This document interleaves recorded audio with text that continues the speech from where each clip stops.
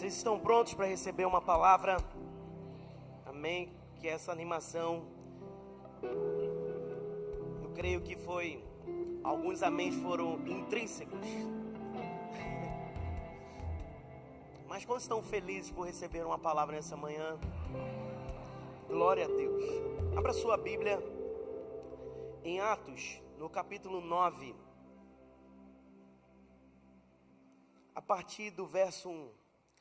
O tema dessa mensagem é: Eu sou Jesus.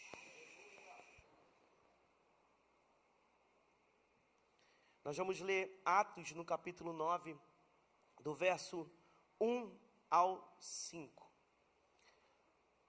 Se você quiser acompanhar comigo aqui no telão, vamos lá. Enquanto isso, Saulo ainda respirava ameaças de morte contra os discípulos do Senhor.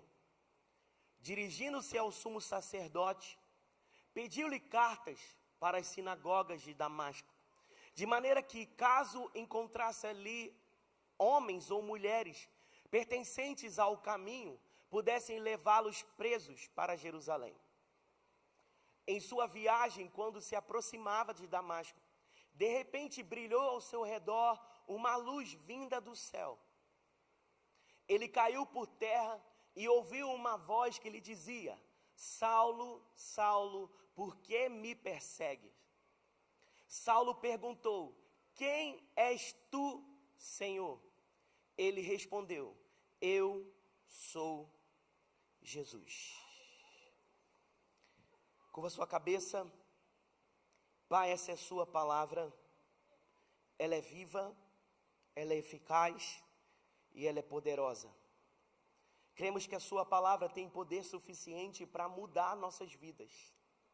E cremos que essa palavra será direcionada ao nosso coração, para mudar perspectivas e para ativar ministérios, chamados e propósitos. E que essa mensagem também encontre corações que necessitam do Senhor, que necessitam de salvação, que necessitam, ó Pai, viver um novo começo para a glória do seu nome. Amém, amém e amém. Glória a Deus.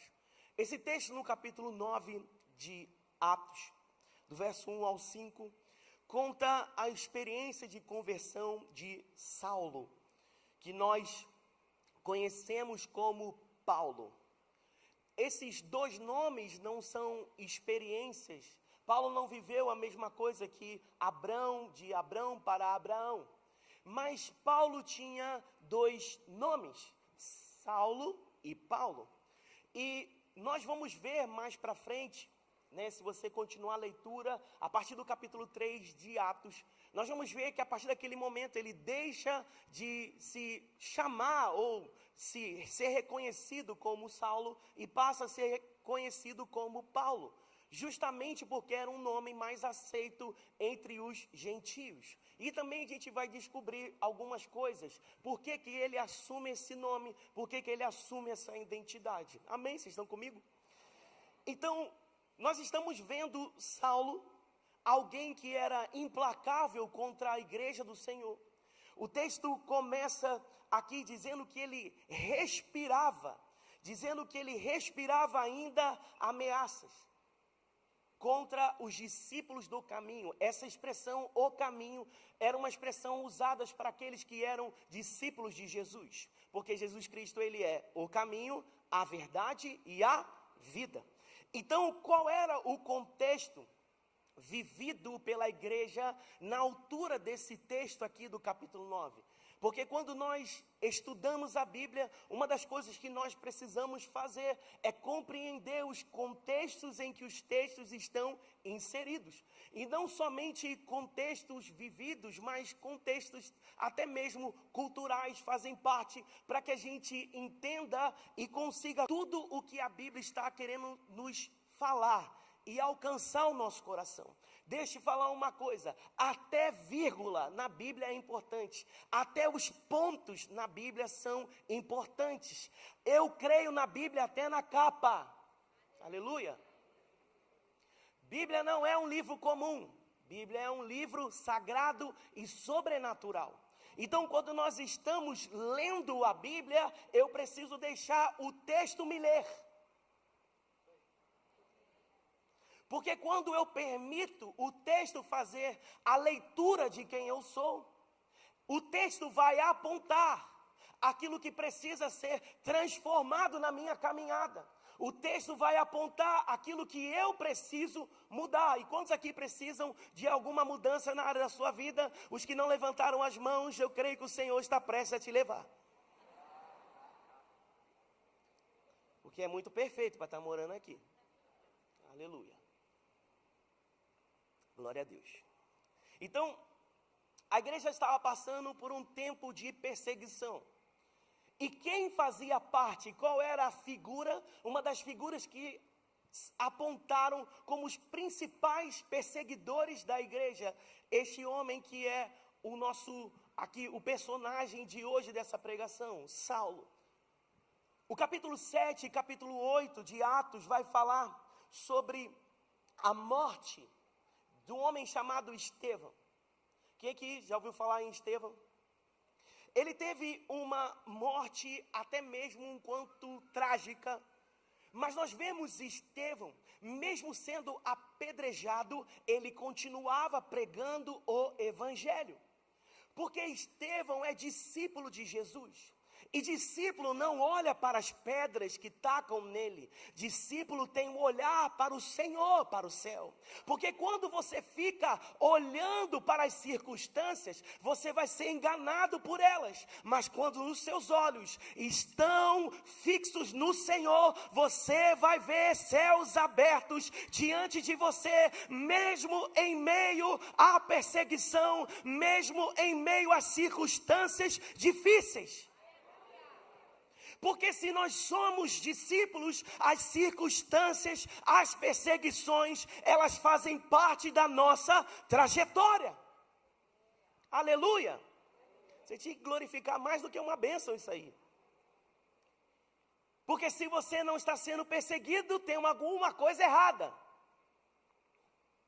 Se alguma circunstância não se levantou, também tem alguma coisa errada. Porque se você não é uma ameaça para o inferno, você faz parte dele. Não olha para o lado. Olha para a frente. Porque se o irmão pode achar que é pessoal, então olha para frente e finge que não é com você. Aleluia. E mesmo em meio a essa perseguição, Atos no capítulo 9, no verso 31, vai dizer qual era o contexto da igreja. Ele vai dizer assim: assim a igreja tinha paz por toda a Judeia, Galiléia e Samaria, edificando-se e caminhando no temor do Senhor e no consolo do Espírito Santo. A igreja crescia em número. Então, a pressão para a igreja, a perseguição para o corpo, causa um efeito na igreja. E que efeito é esse? Não de derrota, não de desistência, não de olhar para trás, não de choro, não de lamento, não de ficar se lembrando do passado. A perseguição provoca na igreja um efeito. Que efeito é esse? Crescimento. Porque aquilo que Satanás acha que está colaborando para parar a igreja, Deus usa para fazer com que a igreja se fortaleça em meio às perseguições, em meio às circunstâncias que se levantam. O Senhor faz com que a igreja cresça.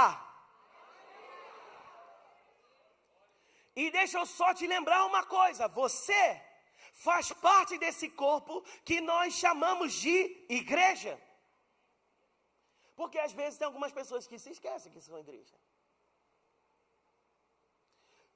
Porque se você se esquecer, você vai achar que essa circunstância e perseguição que se levantou diante de você, ela vai te matar. Mas eu estou para te lembrar uma coisa: a igreja de Cristo não morre pela perseguição.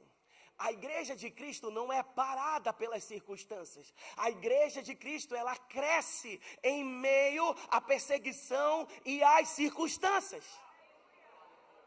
Esse é o contexto que a igreja está vivendo.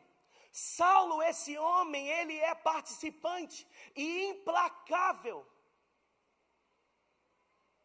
na perseguição.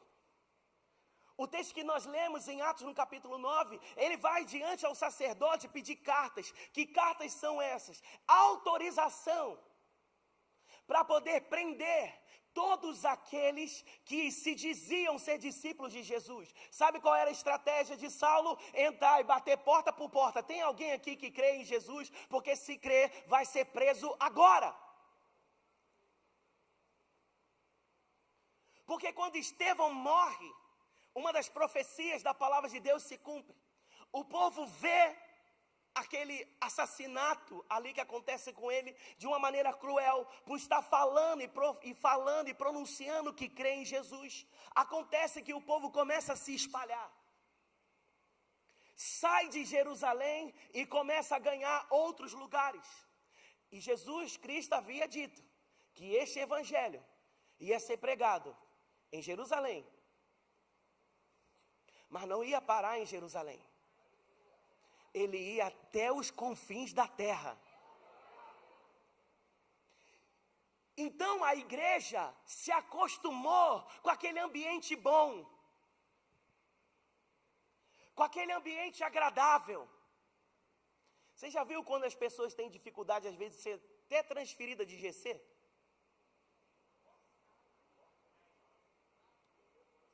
Se está rindo, porque você sabe. Porque fica apegado àquele ambiente. É meu. A igreja estava lá em Jerusalém, está todo mundo assim, meu Deus, agora chegou o nosso tempo precioso, maravilhoso. Vamos ficar aqui. Deixa eu ficar nesse lugar todos os dias. Não vai ficar não. Mas não vai ficar mesmo. E se não sai por vontade própria, vai ter que ser empurrado para sair.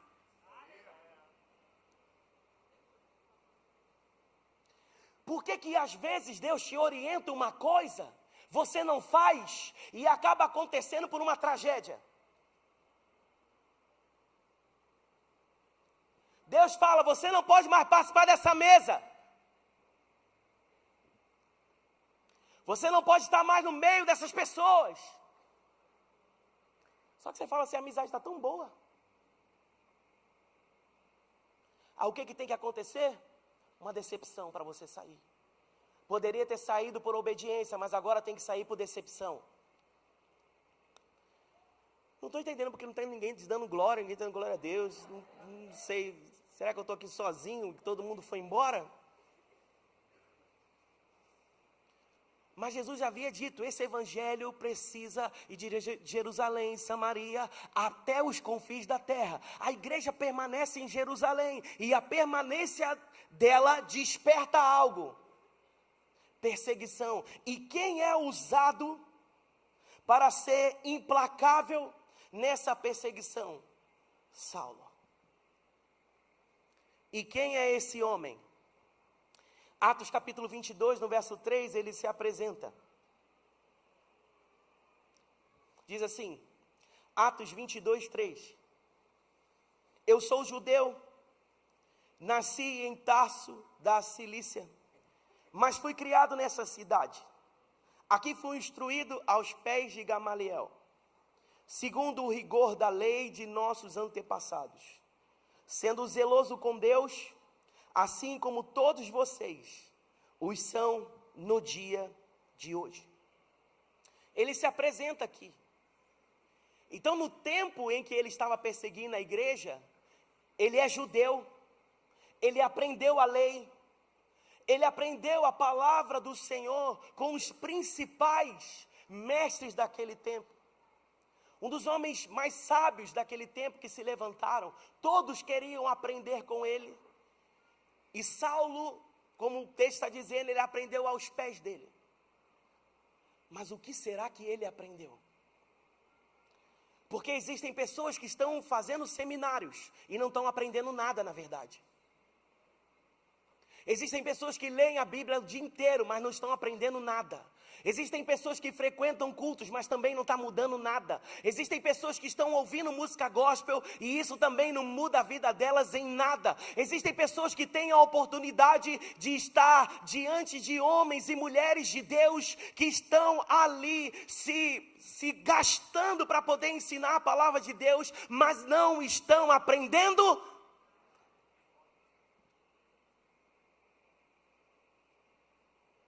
Ouviu falar de Deus, ouviu falar sobre o caráter de Deus, mas não foi suficiente para transformar a vida dele. Ouviu falar sobre um Deus que criou os céus e a terra. Ouviu falar sobre um Deus que fez uma promessa para o seu povo, mas não foi suficiente para mudar de vida. E eu quero saber se o que você sabe até hoje não é suficiente para trazer você para esse lugar da presença de Deus, ou você ainda vai ficar acomodado, vendo os dias passando, os meses passando, os anos passando, e a vida não muda.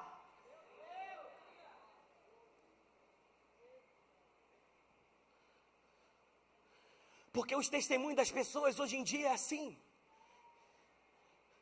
Deus me abençoou, eu comprei uma casa. Deus me abençoou, eu ganhei um carro. Deus me abençoou, a minha vida financeira mudou. Deus abençoou, agora eu não tenho uma empresa só, eu tenho 2, 3, 4. E a gente precisa ser banhado por aquilo que o Evangelho faz de verdade.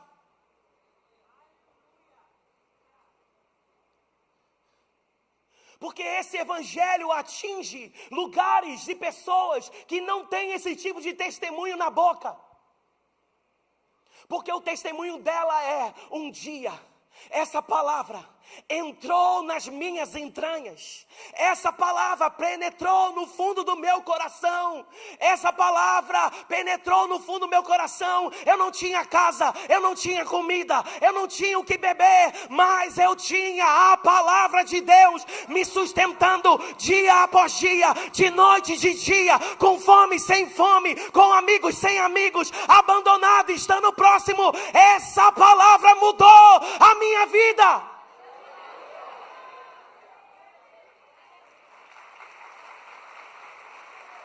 E eu quero saber se o que você sabe até o presente momento é suficiente para você mudar o seu discurso. Porque você está esperando alguma coisa acontecer do lado de fora para mudar o discurso da sua boca. Quando na verdade alguém passou a habitar dentro de você. E que o compromisso dele é mudar você ao ponto de você se tornar parecido com quem Jesus Cristo é. O compromisso dele, o compromisso que ele se empenha, o compromisso que a sua palavra vela para se cumprir, é que você se torne como Cristo.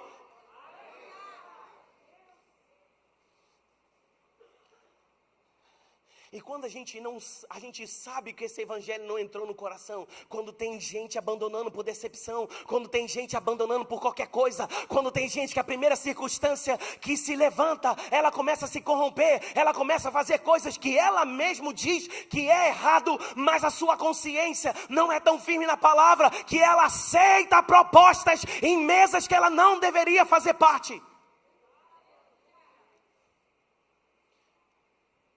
Saulo, essa é o nosso dilema da nossa vida. Se seremos Saulo ou se seremos Paulo. Um grande perseguidor da igreja. Porém, esse grande perseguidor um dia se converteu. Um dia ele teve uma experiência de conversão. Quem é que se lembra da sua experiência de conversão? Porque em muitas ocasiões, vir aqui na frente é apenas o começo. Você está apontando o que você quer, mas a conversão vem com a vida. 2 améns.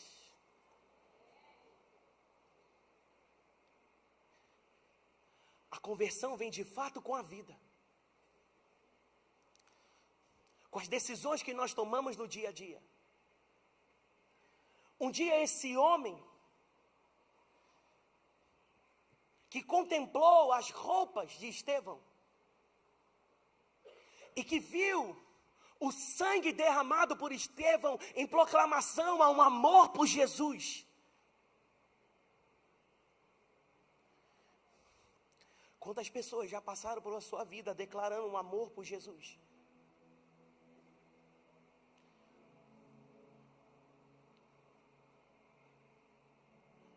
Quantos aqui, quando você era criança, e tinha uma tia, uma avó, que tinha uma vida simples, mas que era cheia do fogo do Espírito, que não condicionava as coisas externas, como contraponto de decisão para viver um evangelho?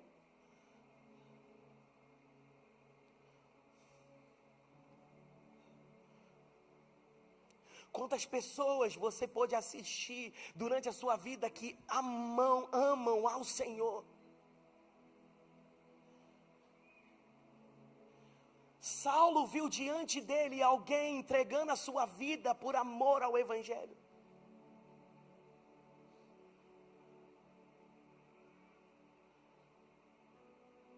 Mas chega uma hora, se o que você vê com seus olhos não é suficiente, Jesus vai ter que se encontrar com essas pessoas. Eu creio, irmãos, que Jesus ainda continua aparecendo para algumas pessoas. Eu creio que o Evangelho está chegando em lugares em que o homem não consegue chegar e Jesus está aparecendo ali. Eu creio fielmente que Cristo está aparecendo para muitas pessoas. Ele apareceu para Saulo. O destino dele vou chegar a Damasco. Damasco, cerca de 214 quilômetros de Jerusalém. Em uma caminhada a pé se demoraria 6 dias. E Paulo está convicto: eu vou caminhar até lá, mas eu tiro cada um dos discípulos que estão lá. Todos vão ser presos. A gana dele contra a igreja é tão grande, que faz com que ele seja capaz de dar a sua vida, de gastar a sua vida em prol da perseguição do Evangelho. Mas no caminho, diga comigo, no caminho para Damasco, diga assim, de repente, com mais convicção, de repente, Deus é um Deus de repentes. De repente, uma grande luz se manifesta. E aquilo foi tão poderoso que Paulo se joga no chão. E o Senhor diz: Saulo, Saulo, por que me persegues?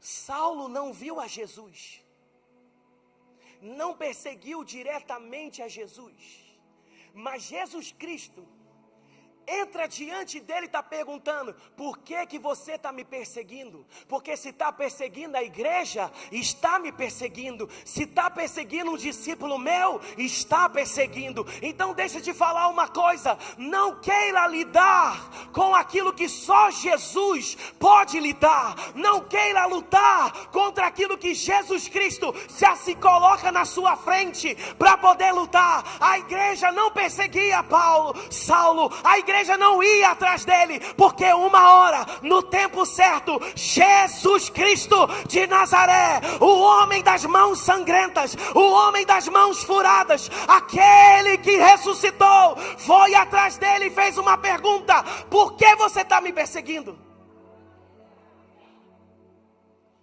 Jesus faz uma pergunta e ele responde com outra. A pergunta era: por que você está me perseguindo?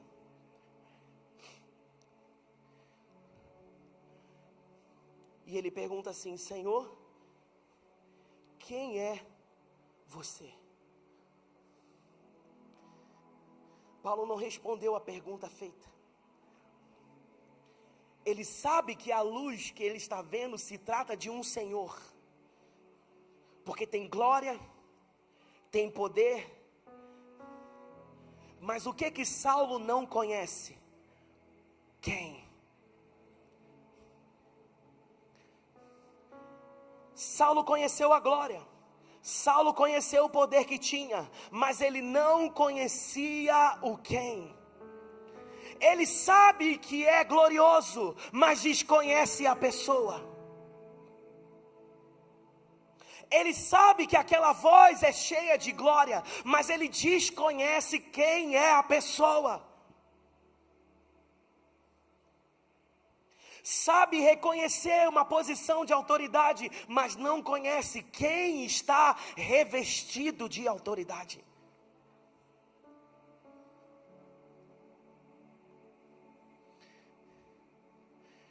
Saulo não conhece quem está falando.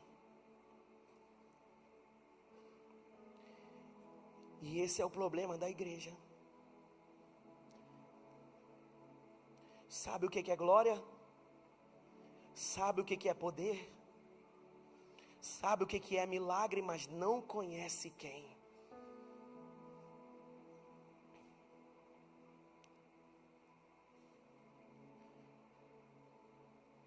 Sabe pedir milagres, sabe pedir bênçãos,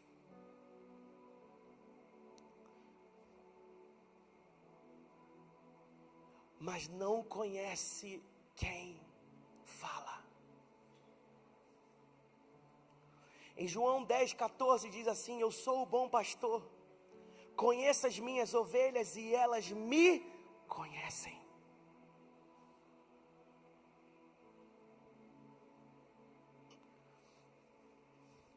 É possível se estar no meio de uma religiosidade sem conhecer.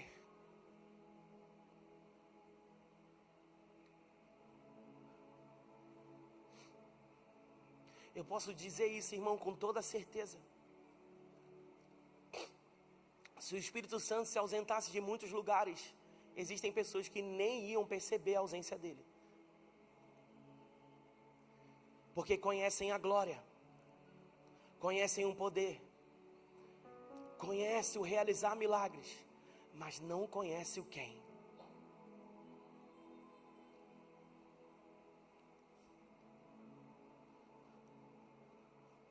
Porque se você não conhece o quem, você pode até ouvir a voz, mas não sabe quem está falando. Porque quando a gente é íntimo, até o jeito que anda a gente conhece.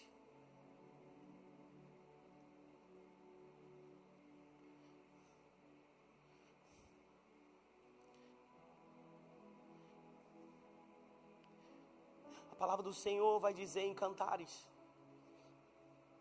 um texto onde diz que a noiva estava deitada dormindo e o noivo do lado de fora batendo a porta. Como assim o noivo tem que bater a porta para entrar? Como assim ela descansava com as portas fechadas, sabendo que o noivo iria visitá-la? Como assim ela está tão cansada que ela não está disponível para conhecer quem ele é? Porque se Satanás não conseguir te vencer pelas circunstâncias, ele vai tentar te vencer pelo cansaço. Cansado para estar com o noivo, cansado para orar, cansado para ter intimidade, cansado para ler a Bíblia, cansado para vir à igreja, cansado para estar na conferência que durou 4 dias, eu só vou um dia porque é muito cansativo. Cansado por quem você faz as coisas, qual a motivação que você se levanta, por quem é o seu amor, para quem é o seu amor, para quem você se move, por quem você se move, porque você se presta em fazer as coisas.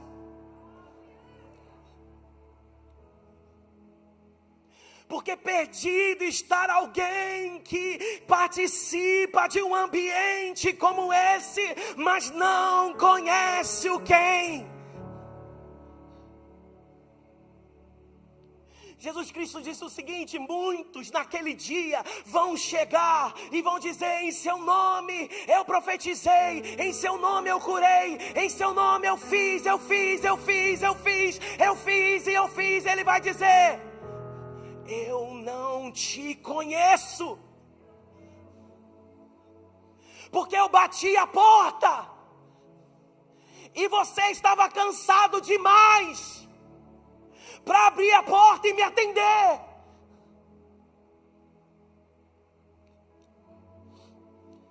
Porque a gente se enche de afazeres, como se a gente tivesse que provar para o Senhor que amor é pelo fazer.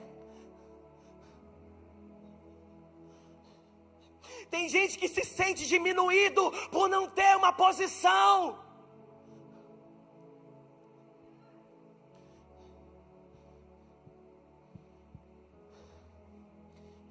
Mas o Senhor está despertando. Jesus não se apresentou para ele de qualquer maneira. Ele fez uma pergunta: quem é que está falando comigo? E Jesus se apresenta: eu sou Jesus. E por que ele não preparou um discurso? Como um pão vivo que desceu do céu, aquele que ressuscitou dentre os mortos, porque ele pronunciou: eu sou.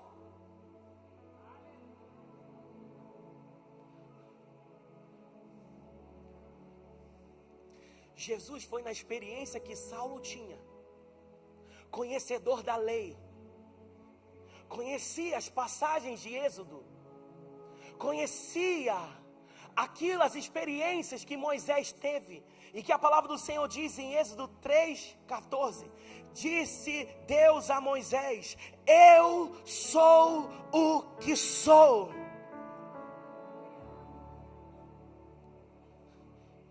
Assim você dirá aos filhos de Israel: o eu sou me enviou a vocês. O que é que ele entende com isso? O eu sou significa: eu sou autorresistente, eu sou imutável, eu sou a eternidade, eu sou a soberania, eu sou tudo, eu sou aquele que era, eu sou aquele que é, eu sou aquele que há de vir. Quando Jesus Cristo está pronunciando eu sou, para Paulo, para Saulo, ele está dizendo: eu sou o pão da vida, eu sou a luz do mundo, eu sou a porta, eu sou o bom pastor, eu sou a ressurreição e a vida, eu sou o caminho, eu sou a verdade, eu sou a videira verdadeira.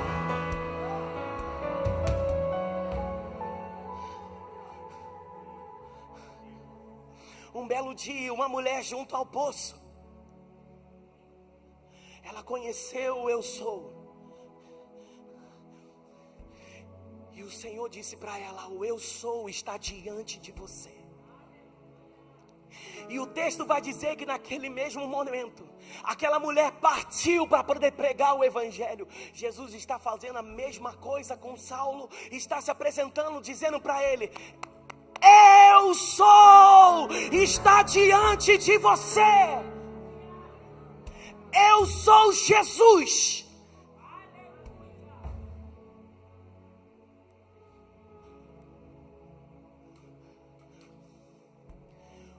Eu sou está aqui nessa manhã.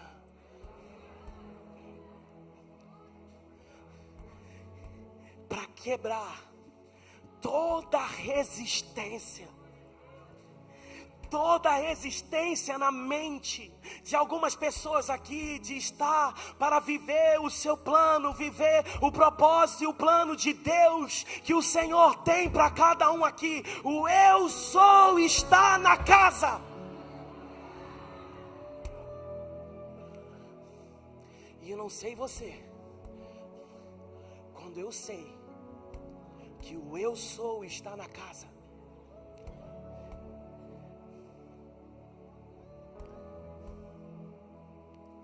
tudo muda. Tudo muda quando ele chega. Saulo, o pior dos perseguidores da igreja, o que ele fez de pior, o que ele fez para o torná-lo alguém não merecedor, não foi suficiente para impedir que o eu sou,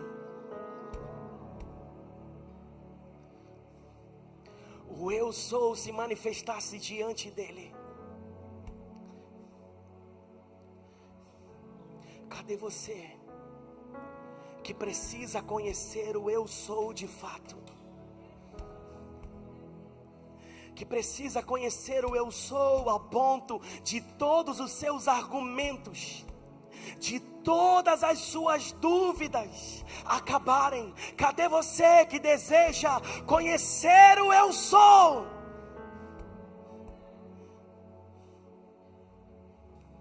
Curva a sua cabeça.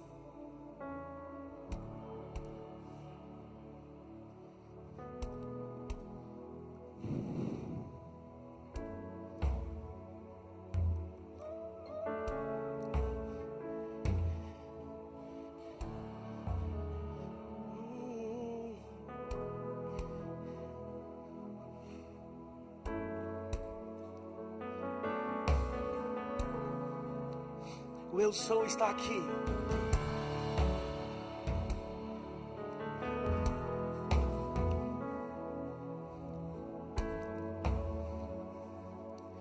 Aquele que, não importa quais foram as profundezas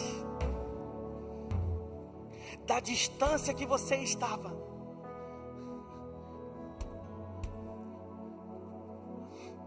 quando eu sou dirige a palavra, quando eu sou se apresenta, quando o pão da vida se apresenta, porque ele é vida para quem tem fome, ele é água para quem tem sede,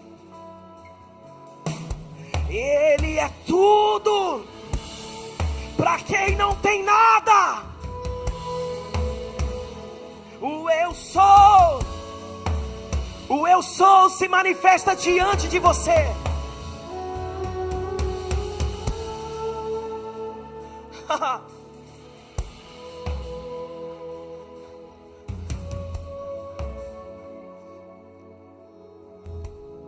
Diga para Jesus agora: eu quero te conhecer. Diga para Ele: eu não quero te conhecer como a religião apresenta. Eu não quero te conhecer como a religião apresenta. Eu quero te conhecer face a face. Eu quero ser tocado pelo eu sou, pelo eu sou, pelo eu sou, que derruba argumentos, que derruba medos, que destrói mentiras.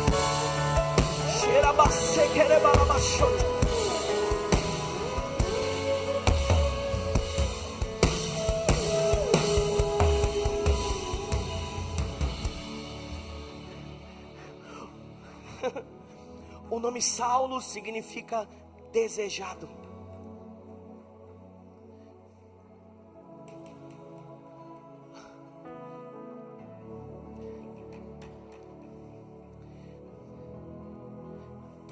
Por que Saulo andava mais com esse nome?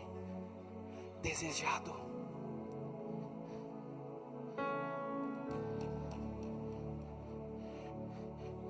Desejado ser conhecido. Desejava ser grande e poderoso. Mas quando eu sou chega, quando eu sou chega, há uma necessidade de uma nova identidade.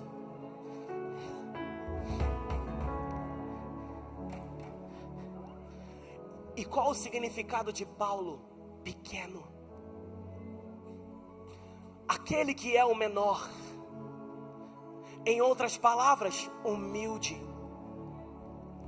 Porque quando eu sou toca, todo orgulho é quebrado. Quando eu sou toca, todo desejo pelas coisas do mundo se esvaem.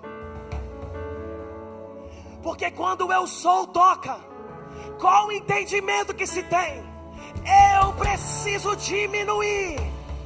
Eu preciso desaparecer para que ele cresça, para que ele cresça, para que ele cresça, para que ele cresça, para que ele cresça, para que ele cresça, para que ele cresça, cresça, para que ele cresça. Eu diminuo, ele cresce, eu diminuo, ele cresce, eu diminuo, ele cresce. Hoje o Senhor está trocando nomes aqui. Você não vai mais ser Saulo, você não vai mais ser Saulo, você não vai ter mais desejos como Saulo.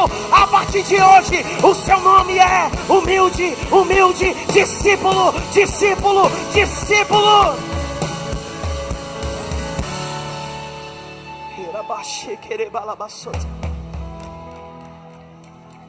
Se for para Jesus, você pode aplaudir e ficar de pé.